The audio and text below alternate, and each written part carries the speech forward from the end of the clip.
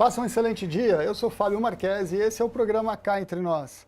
Venha comigo pelos próximos 30 minutos deste sábado incrível para que juntos a gente extraia reflexões que nos aproximem ao ideal humano através da expansão de consciência em prol do coletivo.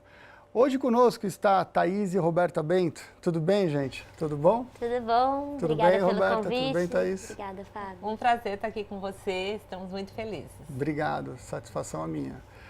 A Thaís e a Roberta Bento, elas são fundadoras da SOS Educação.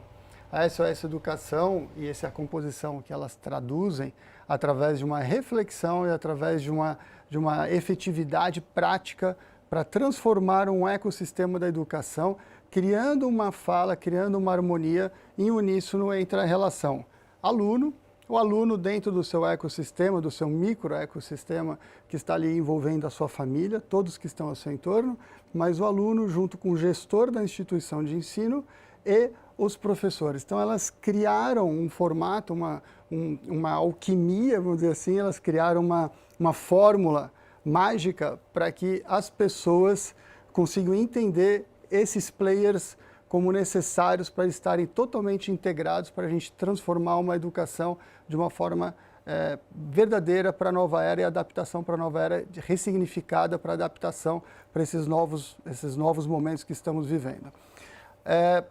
Rede social. A rede social, Thaís, Roberta, eu sei que vocês antes da rede social já vêm navegando, vocês já têm uma experiência dentro disso que nós vamos conversar, mas a rede social foi o que propulsionou, foi a mola propulsora, foi o que alavancou vocês para ter essa expressão, essa forma mais abrangente de atuação e serem conhecidas e não só conhecidas, mas também serem consideradas dentro da educação como players extremamente fundamental para essa transformação da educação na nova era. É isso? Conta um pouquinho pra gente, Acho Thaís. que é, né? E é exatamente essa linguagem da rede social que foi que mudou muito durante o nosso trabalho. Que inicialmente a gente focava muito no conteúdo que a gente tinha para passar, na parte de educação, no conteúdo mesmo. E essa repercussão ou essa amplitude maior que a gente conseguiu ter foi a partir do momento que a gente conseguiu misturar esse conteúdo com o nosso dia a dia, com um pouco da relação de mãe e filha. E junto com um embasamento teórico muito sólido também.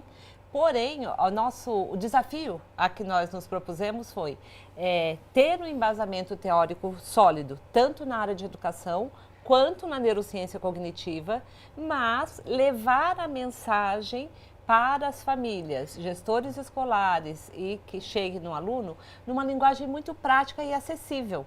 Porque quando nós começamos a fazer os diversos cursos na área de neurociência cognitiva, nós percebemos que as pesquisas trazem muita luz para os desafios que o aluno enfrenta hoje, em que ele precisa encontrar uma maneira de lidar com foco, concentração, aprendizagem. O desafio que os pais, os responsáveis passam em casa, que não conseguem achar uma maneira do filho gostar de estudar, dele querer ir para a escola, querer aprender.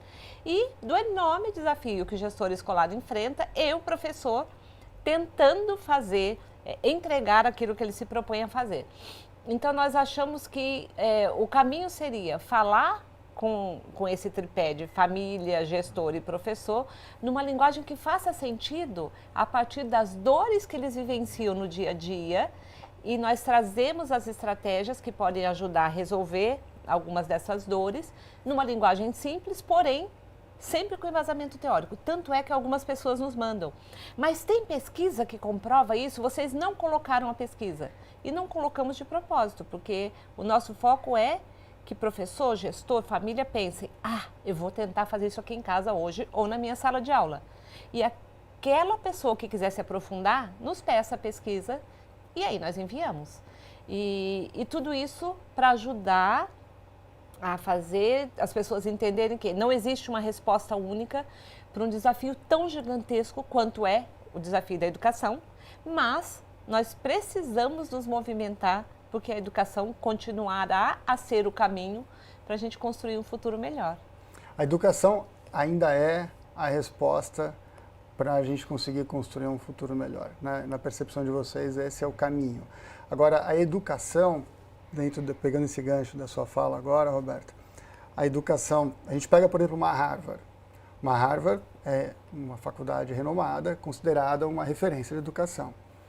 Um dos principais, os principais crashes acontecidos recentemente na Bolsa, na história da Bolsa Imobiliária nos Estados Unidos, quem foram os autores? Foram justamente pessoas que passaram por Harvard. Então, o que eu gosto, acho que da ressignificação que vocês estão dando para essa nova leitura da educação é como que está sendo colocada essa educação, porque a educação, ela recebendo investimento, ela vai estar maior instrumentalizada, com maiores acessos, com estruturas melhores, mas se essa estrutura fomentar uma educação equivocada, ou seja, onde não está baseada em valores e virtudes divinas, a gente vai continuar formando pessoas com bastante conteúdo, mas sem formação, ou seja, muita informação e pouca formação. Essa ressignificação, essa releitura, esse papel em branco que está desenhado da nova era e que vocês estão sendo atores, vocês estão sendo as protagonistas dessa construção, na ajuda dessa relação tripartite de todos os players envolvidos na educação. E até porque, não sei, a Roberta, a SOS Educação, a Roberta e a Thaís Bento, elas têm hoje quase 300 mil seguidores nas redes sociais, no Instagram. Então, o Instagram já é uma representatividade muito grande. Então, esse papel que elas exercem é um papel muito crucial, muito importante para que a gente faça uma transformação efetiva na educação e que atinja o maior número de pessoas, que esse é o papel que a gente tem que fazer quando a gente atua com propósito, para não ficar uma coisa muito fechada, e vocês conseguiram entregar isso. E esse encontro de gerações que eu gosto, que a gente estava falando agora há pouco também. Isso é importantíssimo, porque normalmente nas redes sociais a gente sempre vê as pessoas sempre com um mesmo perfil. E eu gosto desse encontro, porque nas redes sociais a gente precisa de uma comunicação leve, uma comunicação simples, fácil, bastante fácil de entendimento, porém ela tem que estar embasada com conteúdos de relevância. Então, é como se fosse uma fixidez e com uma volatilidade em torno, é como se você tivesse um conteúdo conservador para segurar e estruturar, com uma comunicação bem fluídica e bem rápida e dinâmica em torno, que é a comunicação moderna, hoje que é tudo muito rápido. Esse encontro de gerações que vocês promovem, eu acho que causa esse encantamento e vocês criam um efeito magnetizador muito grande para fazer essa transformação.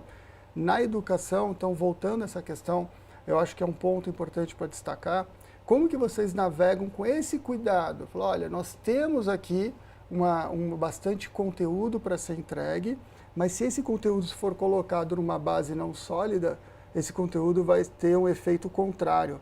Vocês trabalham, vocês acham... Eu estou fazendo a pergunta, mas ao mesmo tempo já estou achando a resposta. Vamos refletir juntos. Com a forma como vocês integram a família junto com a instituição de ensino, é onde vocês estão trabalhando também com valores para você cuidar do conteúdo sob uma estrutura de valores. É nessa a intenção? E também pegando pelo aspecto que o que nós gostaríamos que acontecesse na escola, é exatamente isso que nós estamos tentando fazer da melhor maneira possível, que é levar conteúdo sólido, com referência, porém, não com o foco no conteúdo, mas na assimilação disso a partir da sua necessidade, da sua experiência. E nem com foco em quem está passando esse conteúdo, mas sim no foco de quem está lá recebendo. Então, qual é a dor do pai que está lendo nosso conteúdo? Qual é a dor do professor que está acessando o nosso conteúdo? É o que a gente faz na nossa comunicação, tanto em rede social, quanto em palestra, quanto no livro. E é o que a gente acredita que tem que ser feito na escola. O foco em quem está lá recebendo aquilo e o que ele precisa para conseguir assimilar aquilo da melhor forma. E encontrar sentido, que é esse o desafio da escola, né? Porque às vezes a gente participa de discussões que são do tipo... mas meu filho não precisa aprender o conteúdo? Porque nós falamos muito isso, que é impossível que uma criança ou um adolescente tenha saído desses 2 anos de pandemia com aula remota, com o rodízio de aulas sem aprender nada, porque muitos pais nos mandam, meu filho não aprendeu nada. Nós falamos, mas aprendeu.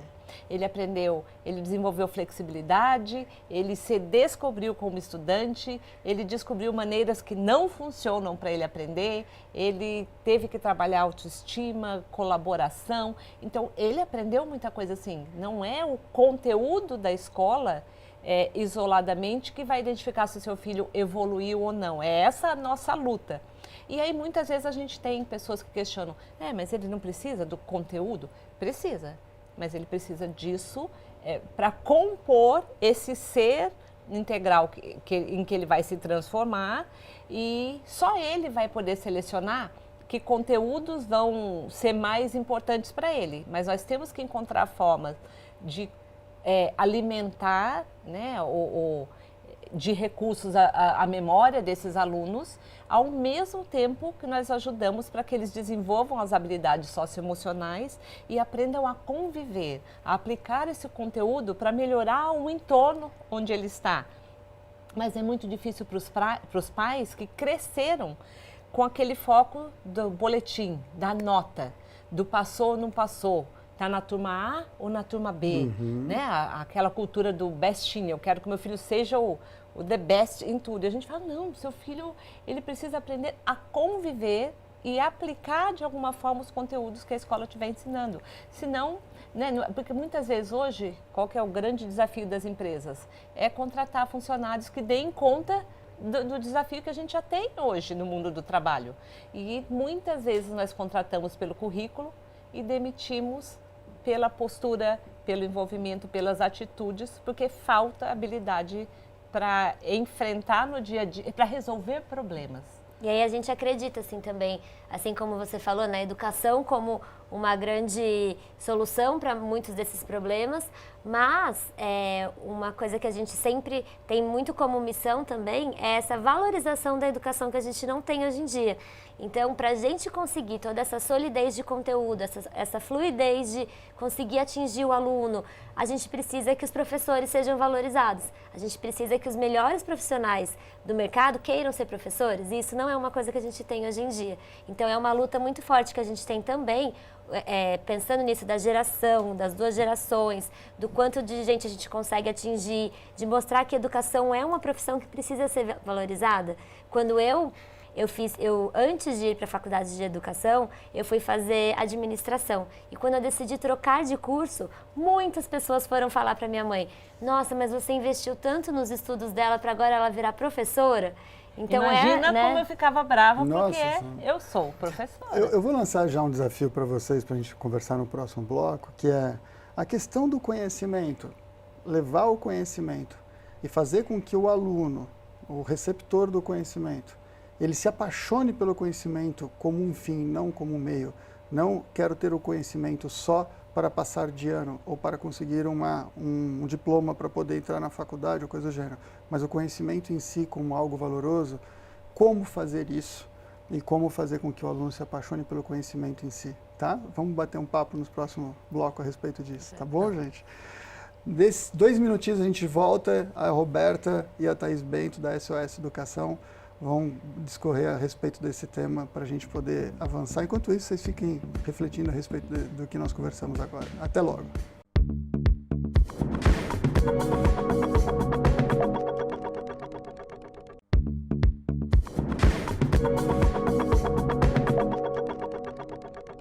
Estamos de volta com o programa Cá Entre Nós.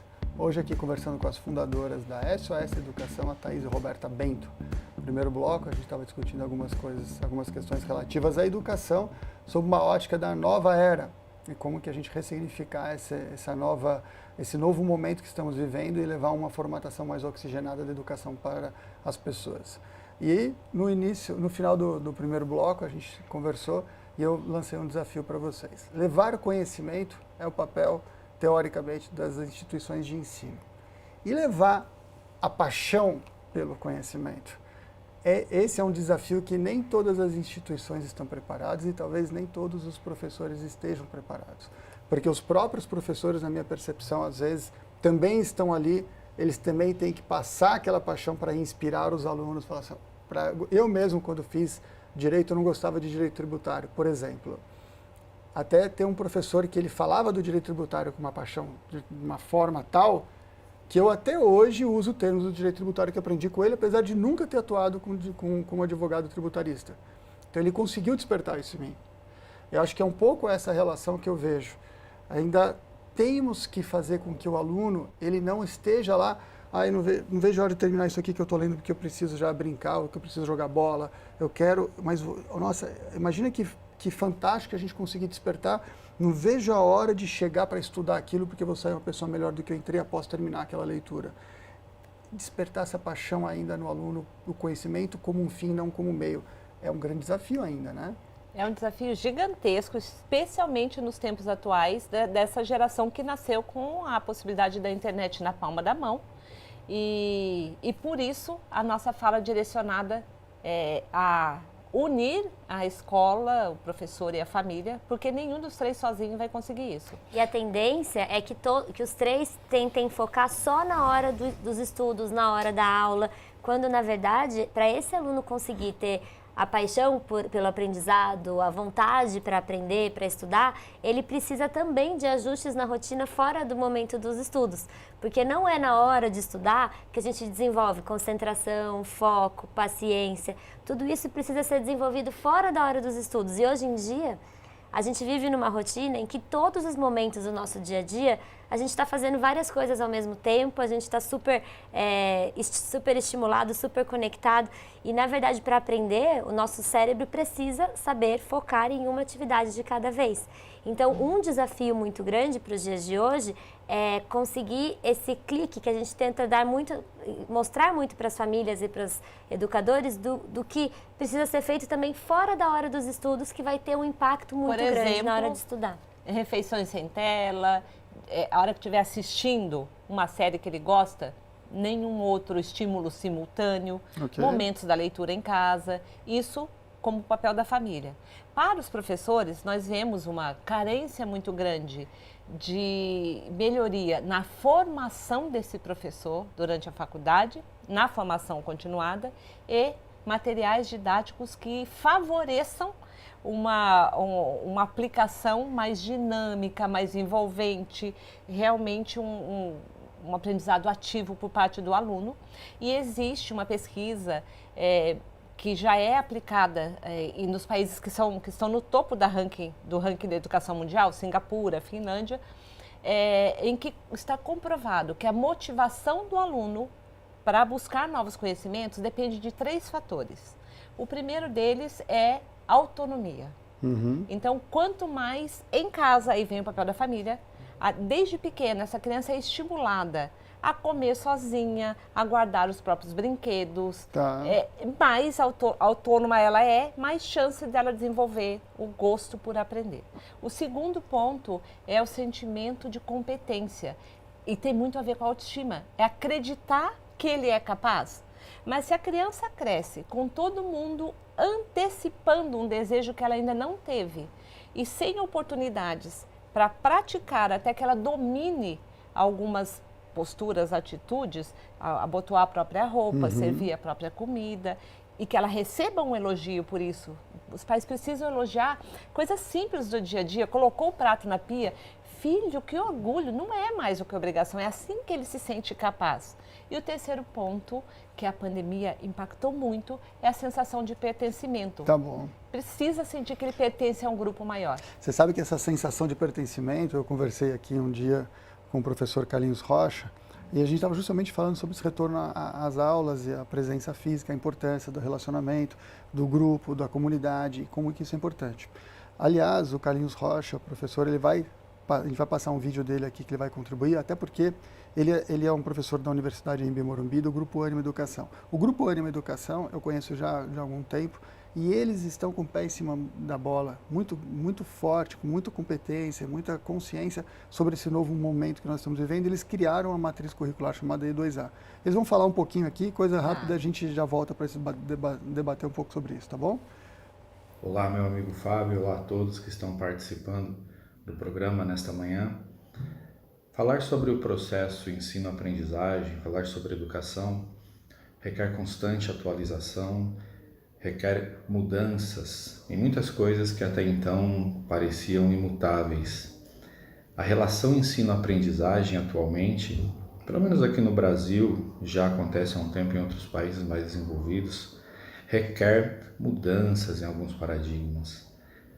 Trazer o aluno, o estudante, para o centro do processo de ensino-aprendizagem, transformar o professor em facilitador, não mais aquela figura do sábio. O protagonismo fica por conta do professor e o estudante é apenas um ouvinte. Nós sabemos que esse tipo de relação ensino-aprendizagem limita por demais a capacidade de aprendizagem do aluno. Fazê-lo trilhar seu próprio caminho, olharmos de modo mais holístico, permitir que esse aluno procure a sua trilha dentro daquele curso que ele escolheu.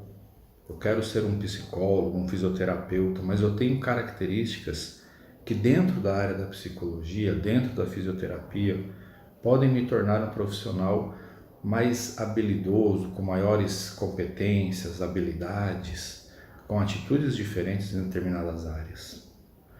Permitir que o aluno seja o protagonista, fazer com que o professor facilite esse processo, seja um facilitador, faz com que essa relação seja positiva e que o processo de aprendizagem muito maior, permitindo aos alunos que alcancem maiores níveis dentro daquele espiral do conhecimento. Muito obrigado a todos aí, um bom dia. Interessante, né? Porque eu gosto desse termo que eles adotaram de facilitador, para tirar aquela coisa do professor no pedestal, com aquela distância muito grande entre professor e aluno. Então, como facilitador do processo, né? Mais ou menos como aquela questão da jarra. Então, você tem uma jarra incrível, então ele oferece a jarra, mas ele também tem que, para você se beneficiar daquela jarra, ele tem que ajudar com o preenchimento do conteúdo, para você depois se beneficiar e poder se servir daquilo que aquela jarra vai te servir com aquele conteúdo que ele vai facilitar para você desfrutar. Eu gostei dessa pegada. O que vocês faz acham? muito sentido. Pode. É que são vários papéis que o professor exerce durante um período de aula, e o papel de facilitador é o que ajuda para que essa aula flua realmente com o foco no aluno e permitindo que alunos com necessidades diferentes consigam também ser envolvidos nesse processo. A grande questão é a formação do professor para ele entender cada um desses papéis e um material didático, uma metodologia que ajude a colocar em prática, porque os professores gostam, eles não são contra ser o facilitador, colocar o aluno no centro do processo. O grande desafio na prática, eu estou aqui com 30 alunos dentro de sala de aula, como é que eu faço isso? Por isso, a formação e o material didático são fundamentais, e aí entra a gestão da escola também, o envolvimento da família, para a gente conseguir fazer essa transformação em que, de fato, o aluno vai se envolver e a escola deixa de ser o chato, o momento que ele menos gosta, ou o que atrapalha, né? O que tira dos outros prazeres que ele sente na vida. E que é a forma da gente conseguir seguir em frente nesse mundo que a gente vive hoje, em que, se a gente for pensar antes, o aluno precisava ir para a escola para conseguir o conteúdo da jarra, não tinha em outro lugar. Hoje em dia não, em qualquer lugar a gente encontra informação. Então, por isso que não basta mais o professor ser só a pessoa que está lá passando essa informação para o aluno. Precisa desse papel de facilitador para conseguir ajudar esse aluno, em meio a tantas informações que a gente tem hoje, a selecionar o que é bom, o que não é, o que ele precisa, o que ele não precisa, e a entender como transformar isso em conhecimento e, na prática, como colocar isso no dia a dia dele. Se a gente fizesse agora uma viagem aqui, uma reflexão. Se a gente começasse a incutir nas pessoas que cada etapa da sua vida, cada experiência da sua vida, essas pessoas e etapas e experiências são educadoras naquilo que você vive. Então, por exemplo, você encontra um pipoqueiro e esse pipoqueiro ele pode te ensinar muita coisa. Porque você não sabe fazer pipoca, mas ele sabe como entregar a melhor pipoca para você. Esse papel de que todas as pessoas, todas as experiências serem educadores para a gente, isso será que não traduz talvez uma abertura maior de entendimento de todo o ecossistema para diluir um pouco e para despertar no interesse das pessoas em buscar conhecimento? Porque eu não bebo vinho, por exemplo, mas eu vou assistir a um documentário de como que se faz vinho. Eu estou aprendendo. E mesmo que eu não beba vinho, mas estou laceando a minha mente. Então, não necessariamente aquilo que você consome é aquilo que você tem que unicamente se interessar. A mente, ela tem que estar bastante laceada através do conhecimento. Então, a gente despertar isso nas pessoas, a paixão pelo conhecimento em si. Fazer isso de uma forma não só na instituição de ensino, mas a instituição de ensino ser a profusora, ser a propagadora. Olha, gente, vocês em casa se interessem por isso, se interessem por aquilo, mesmo que não seja uma coisa que vocês estejam acostumados a usar ou fazer alguma coisa. Faz todo sentido. Faz todo sentido. E a base, o começo da sua fala aí, tem muito a ver com Paulo Freire, que exatamente trouxe a fala de que ele começou, na época era Mobral, que hoje é Educação de Jovens e Adultos, a EJA, mudando aquela ideia de que é um adulto analfabeto não significa que ele não tem conhecimentos. Não, ele tem muito conhecimento de vida. E como que eu parto desse conhecimento para ele se interessar e conseguir aprender a ler e escrever. E isso se espalha e se aplica para todas as outras áreas. E vem daí as estratégias que nós postamos semanalmente, cada semana tem um tema, falando para as famílias a importância de, no caminho, no trajeto, de casa para a escola ou de casa para um passeio na praia, ninguém está com fone de ouvido, nem olhando para uma tela, porque é hora de conversar, mostrar o que está passando em volta, uma diferença ali na natureza, um outdoor que tem uma letra, se o filho está em época de alfabetização. E as conversas em família, em que os pais contam da infância, da história de vida, desafios que eles viveram. Mas antes também que eles queiram saber sobre o que os filhos gostam, porque hoje em dia a gente vive uma divisão... Aqui vem um encontro de gerações, né? A gente vive uma divisão muito grande do pai nem saber qual é o youtuber que o filho gosta, só sabe que é uma coisa lá que o filho fica assistindo. Mas ir descobrir e assistir junto com o filho, tentar entender o que ele está gostando de ver ali, jogar com ele. Jogo, o aplicativo. E daí sim, escutar uma música do filho, a gente sugere muito para as famílias em viagem fazer uma playlist em que cada um escolhe a música, cada um escolhe uma música e todo mundo tem que escutar a música de todo mundo. É a relação integrativa de você fazer uma expansão de consciência para você lacear a tua mente. E aí com isso você faz a integração verdadeira. Família, aí você consegue despertar a integração com o gestor, com o professor, tudo falando em uníssono. Thaís, Roberta, obrigado pela participação de vocês.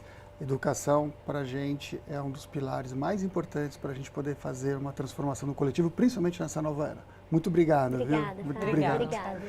Vocês que nos assistiram e que nos assistirão, fiquem com essas contribuições da Roberta e da Thaís Bento, que é da SOS Educação.